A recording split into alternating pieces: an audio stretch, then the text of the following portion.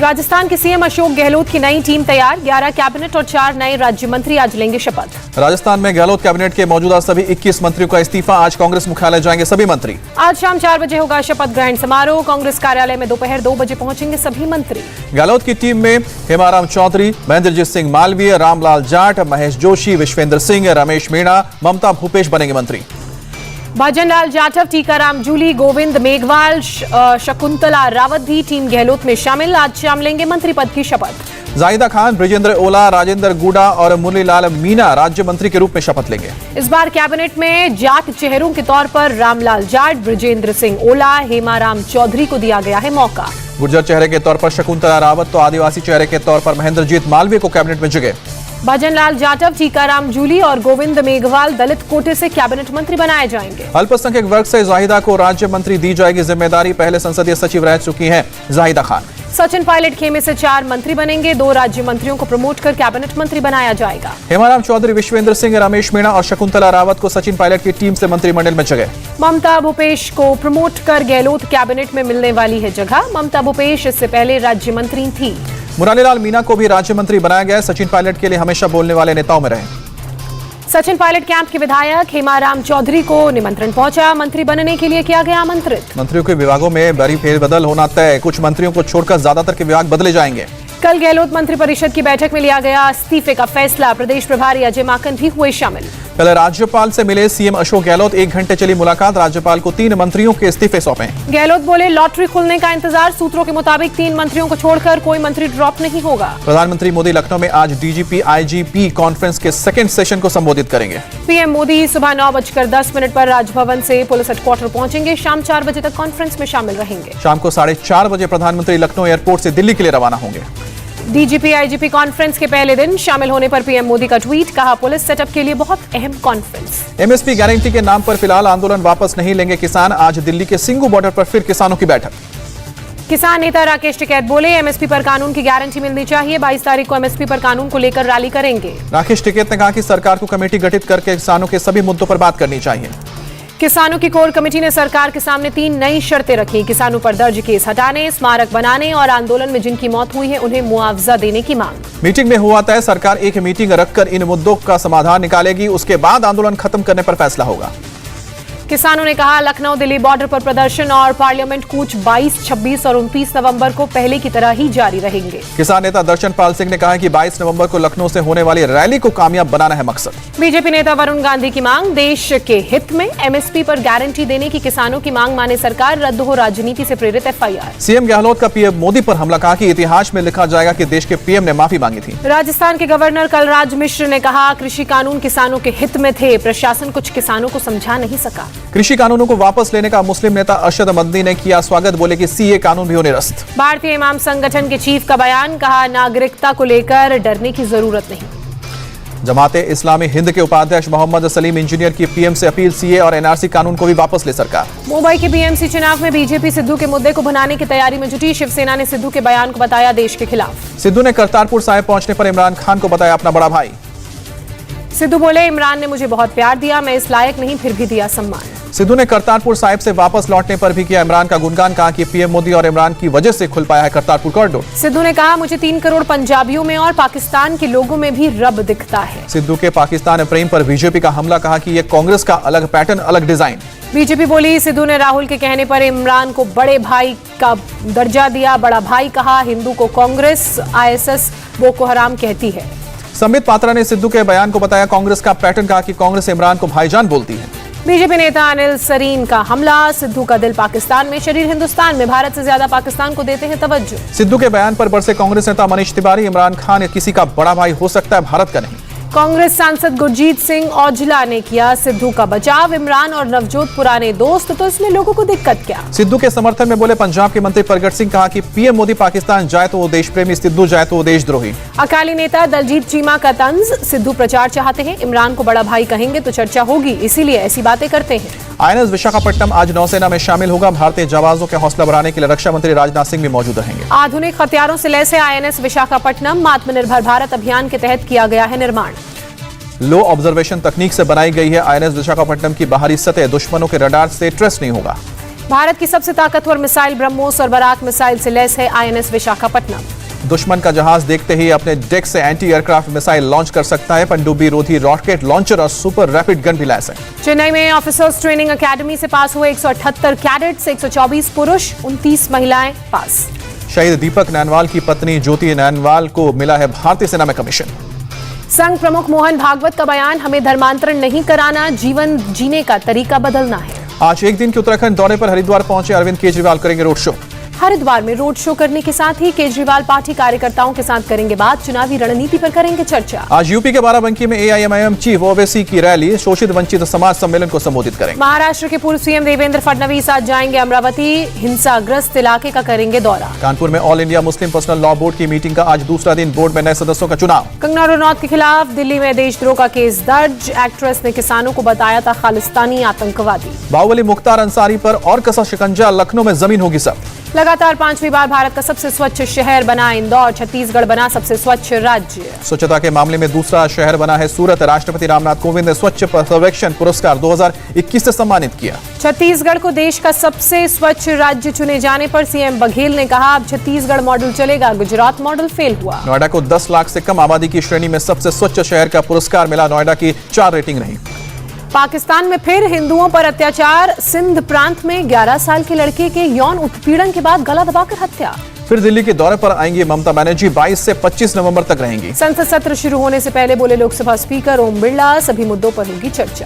राहुल गांधी का मोदी सरकार पर वार, कहा कि अब चीनी कब्जे का सत्य भी मान लेना चाहिए। राहुल गांधी को विदेश मंत्री एस जयशंकर का जवाब, हमें नहीं लगता कि भारत के रुख पर चीन को किसी तरह का कोई संदेह है। राजनाथ सिंह की चीन को 2 टूक अपने पड़ोसियों से अच्छे संबंध चाहता है भारत, पर 1 इंच जमीन पर कब्जा करने की कोशिश की तो मिलेगा करारा जवाब। पिथौरागढ़ में पुष्कर धामी की राजनाथ सिंह ने की तारीफ, कहा धोनी की तरह बैटिंग करते हैं।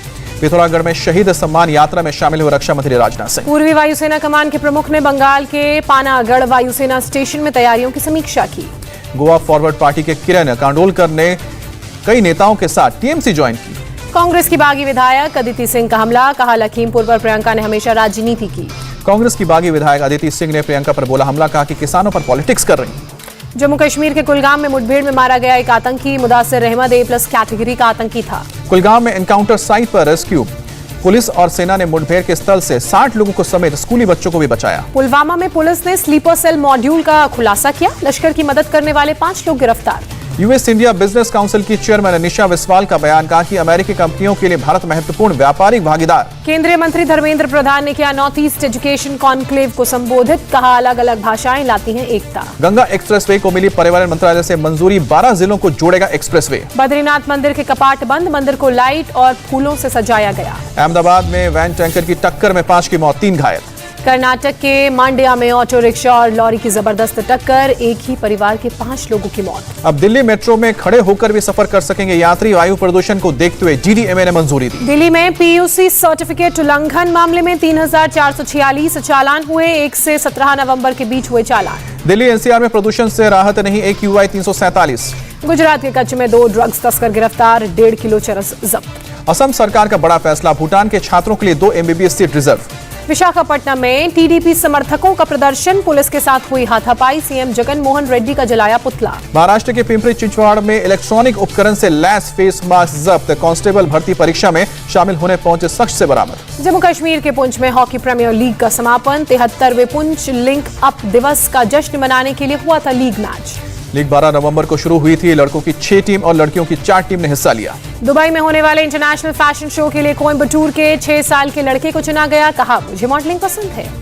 नवाब मलिक का समीर वांखड़े के खिलाफ बड़ा दावा, कहा कि समीर वांखड़े करते हैं शराब का धंधा, नवी मुंबई में चलाते हैं बार। नवाब मलिक का दावा, वानखेड़े को नाबालिग रहते मिला था लाइसेंस, एक्साइज डिपार्टमेंट में काम कर रहे वानखेड़े के पिता ने जारी करवाया था लाइसेंस। आर्यन खान के मामले में कोर्ट की ऑर्डर कॉपी सामने आई, कोर्ट ने कहा कि आर्यन को आरोपी साबित करने के लिए सबूत नहीं। शिवसेना सांसद भावना गवली को ईडी का नोटिस, 24 नवंबर को पूछताछ के लिए बुलाया। एंटिलिया के मामले में आरोपी क्रिकेट सट्टेबाज नरेश गौर को एनआईए कोर्ट से जमानत मिली। नवी मुंबई में फर्जी कॉल सेंटर का भंडाफोड़, 7 लोग मामले में गिरफ्तार। मुंबई क्राइम ब्रांच ने हनी ट्रैप गैंग का किया पर्दाफाश, एक अभिनेत्री समेत 3 गिरफ्तार। आरोपियों के पास से पुलिस को 7 मोबाइल, 8 लाख से ज्यादा की ज्वेलरी और 2 कार मिली।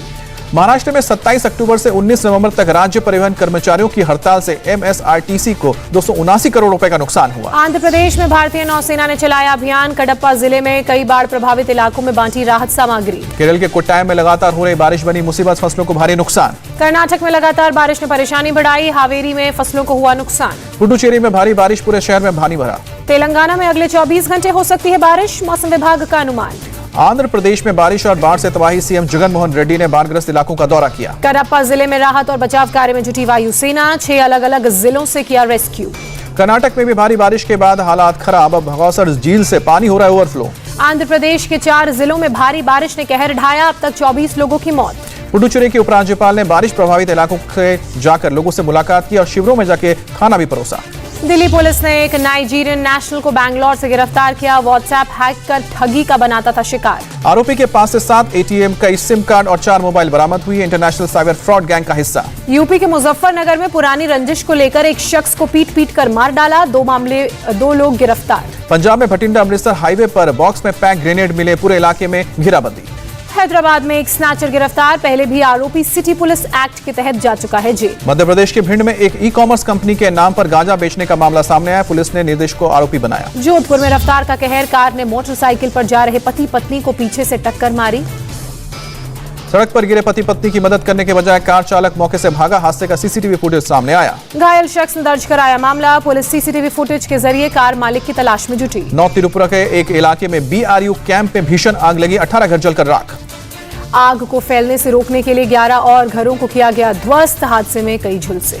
शरणार्थी शिविर में 400 परिवारों के करीब 2000 से ज्यादा लोग रहते हैं। आग की खबर मिलते ही 25 किलोमीटर दूर से फायर ब्रिगेड की गाड़ियां मौके पर पहुंची, लेकिन तब तक आग में 18 घर जलकर हुए खाक। भोपाल में पैरामेडिकल छात्रों का हंगामा, मेडिकल एजुकेशन डिपार्टमेंट में तोड़फोड़ की। गुस्साए छात्रों को देख स्टाफ ने खुद को कमरे में किया बंद।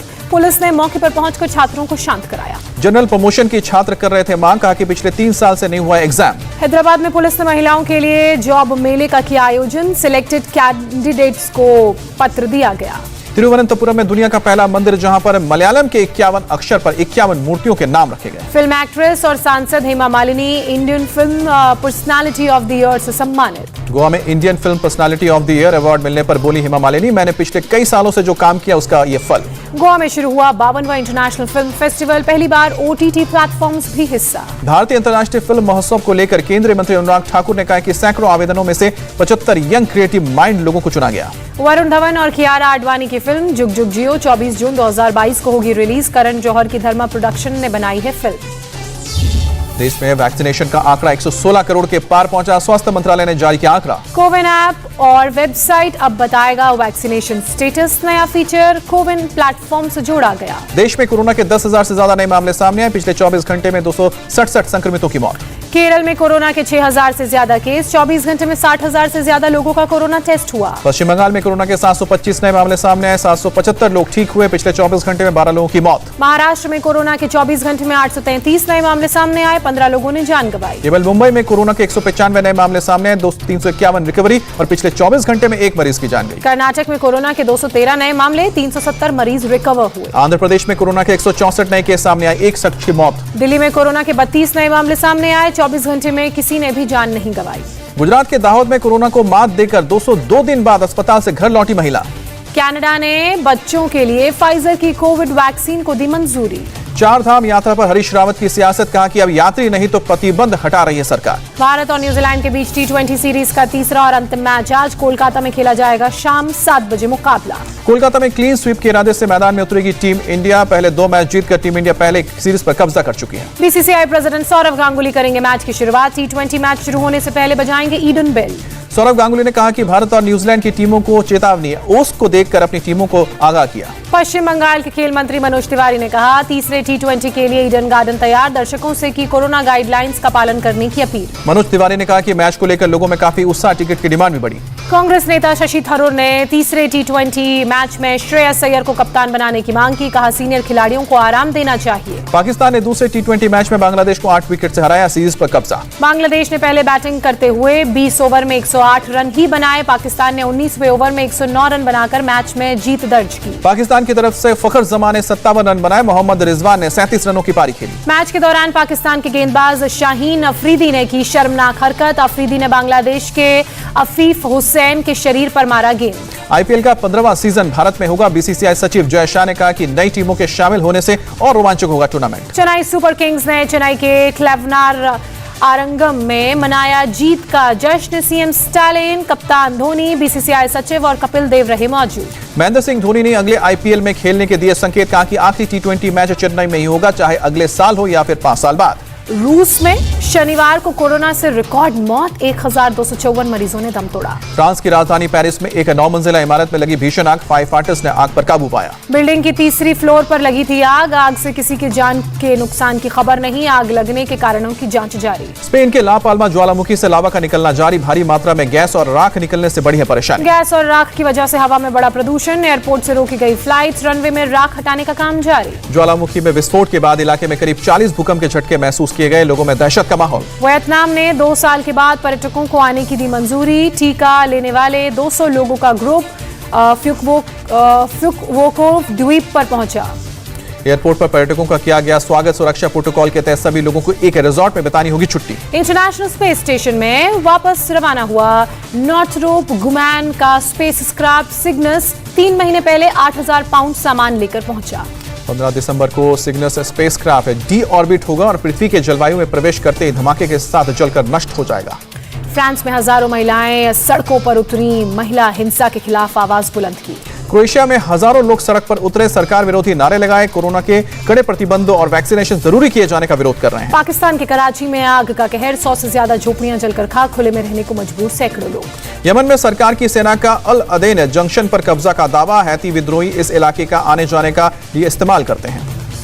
हेज सहित कई इलाकों में कब्जे को लेकर संयुक्त सेना और हैतियों में भिड़ंत। हमले में 80 लोगों के मारे जाने की खबर।